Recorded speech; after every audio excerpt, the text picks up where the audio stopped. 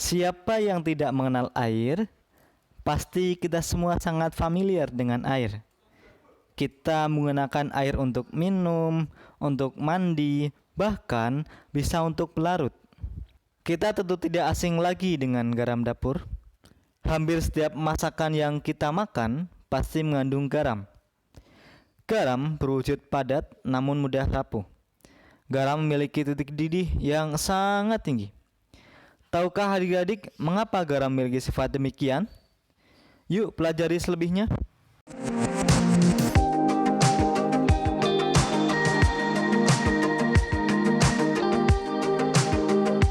Hai adik-adik, apa kabar nih semuanya? Semoga dalam keadaan sehat semua ya. Baik, di pertemuan sebelumnya kita telah membahas mengenai sifat-sifat periodik unsur. Dan pada pertemuan hari ini kita akan membahas mengenai ikatan kimia. Agak asing ya bagi kita karena baru mengenal ikatan kimia. Jadi apa sih ikatan kimia itu? Ikatan kimia adalah ikatan yang terjadi ketika unsur-unsur dalam keadaan tidak stabil berusaha menjadi stabil dengan cara membentuk ikatan dengan unsur yang lain.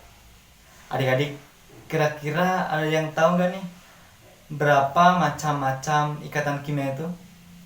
Ya, betul, ada 3 macam atau 3 jenis. Apa aja ya kira-kira? Yuk kita cari tahu.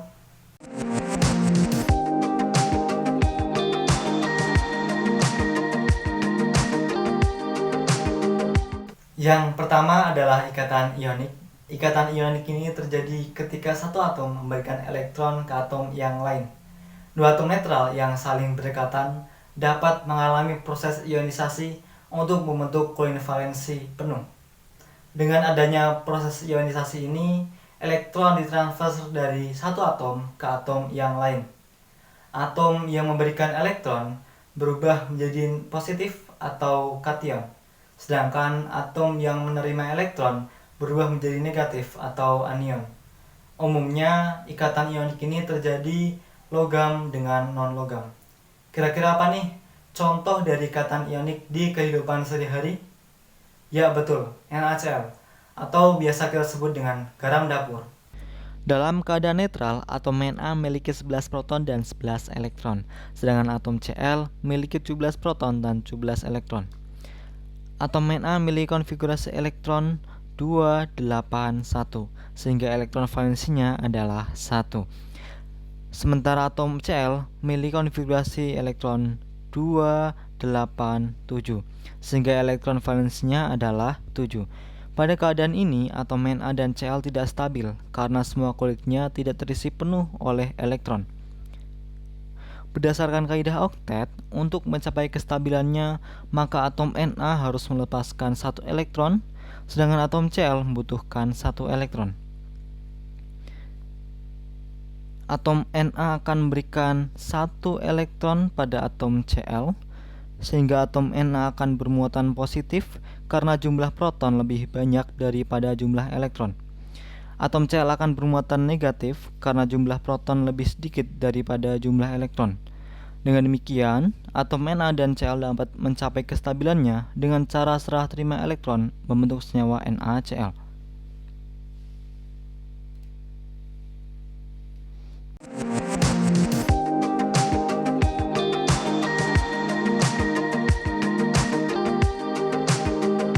Selain ikatan ionik, ada ikatan kovalen. Ikatan kovalen ini terbentuk ketika dua atom berbagi elektron valensinya. Tingkat elektron terluar atom yang dekat satu sama lain dapat mengalami interaksi. Dengan adanya interaksi ini mengarah pada pembagian elektron bersama antara atom-atom. Satu pasang elektron bersama akan membentuk ikatan kovalen tunggal, sedangkan dua pasang elektron bersama akan membentuk ikatan kovalen lengkap, dan seterusnya. Tingkat elektron yang terdelokalisasi, yaitu mereka yang tidak termasuk dalam atom tertentu. Umumnya ikatan kovalen ini terbentuk antara atom non-logam dengan atom non-logam. Untuk contohnya adalah air. Ya betul, air, yaitu pelarut universal. Air tersusun atas atom H dan atom O. Dalam keadaan netral, atom H memiliki satu proton dan satu elektron, sedangkan atom O memiliki 8 proton dan 8 elektron. Atom H memiliki konfigurasi elektron sejumlah 1, sehingga atom valensinya adalah 1.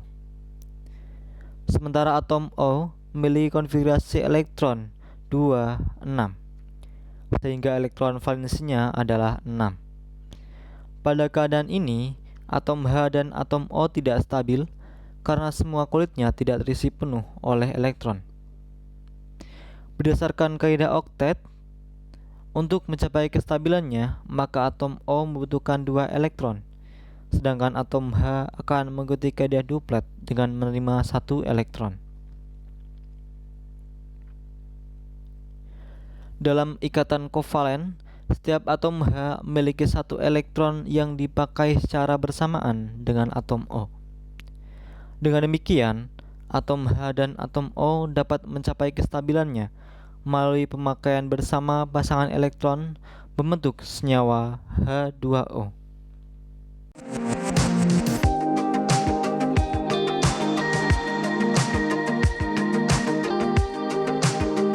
Yang terakhir adalah ikatan logam. Ikatan logam ini terbentuk ketika sejumlah variabel atom berbagi dengan jumlah variabel elektron di dalam kisi logam. Ketika atom berkumpul, elektron dari kulit terluar atom berbagi ruang dengan atom tetangga. Elektron dapat bergerak bebas di dalam orbital atom. Berbagi elektron bebas ini di antara kisi bermuatan positif menandakan suatu susunan ion positif di dalam lautan elektron. Gaya tarik-menarik elektrostasis terjadi antara elektron terdelokalisasi dengan ion logam bermuatan positif. Umumnya, ikatan logam ini terjadi antara atom logam dengan atom logam. Untuk contohnya adalah tembaga atau CO. Logam cenderung melepaskan elektron untuk mencapai kestabilan, sehingga menghasilkan ion positif atau kation. Ikatan logam dijelaskan oleh teori lautan elektron dari Drude-Lorentz. Menurut teori lautan elektron, kristal logam tembaga tersusun atas kumpulan kation Cu di dalam lautan elektron bermuatan negatif. Pada ikatan logam, setiap atom menyerahkan elektron valensi untuk dipakai bersama. Inti-inti atom berjarak secara beraturan, sedangkan elektron seolah-olah membentuk lautan. Kation Cu tidak bergerak, dikelilingi oleh lautan elektron valensi yang bergerak bebas dalam kristal logam.